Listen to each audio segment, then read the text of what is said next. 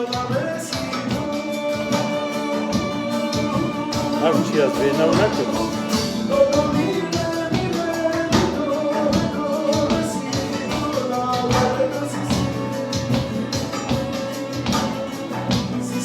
Abi baya ne yapayım? Bizde kes kurulmuş. Bizde. Hani? Selam tamaşavanên kanala me, îro jî mêvanê me hunermendekî gelek ji nêza û naz dikin dengê Kurdistan û bi stiranê wî gelekî zû ciwanên me bê kêfxweş û dilxweş dibin Seyda Pirinceke em amadekariyê bername Cira TV da saetil heştê barî bername zindiyayî lê nihal gel xebatê Seyda.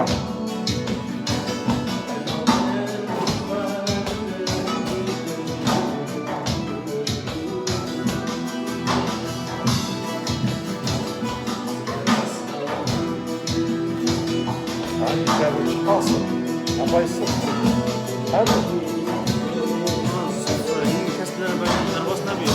Biz ne yapalım?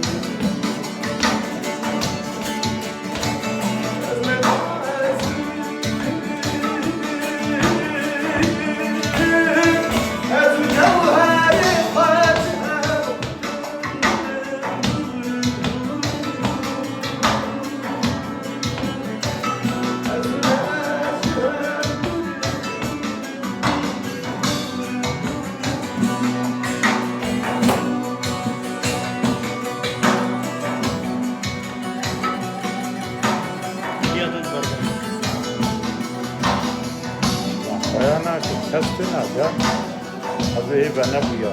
Ne öptün tüyler şeref? He.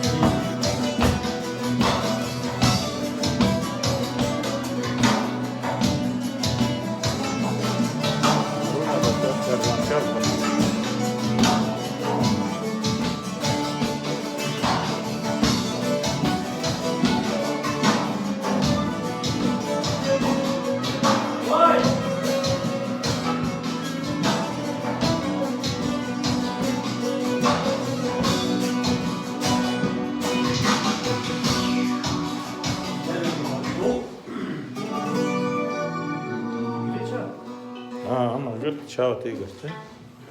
Müsaade et.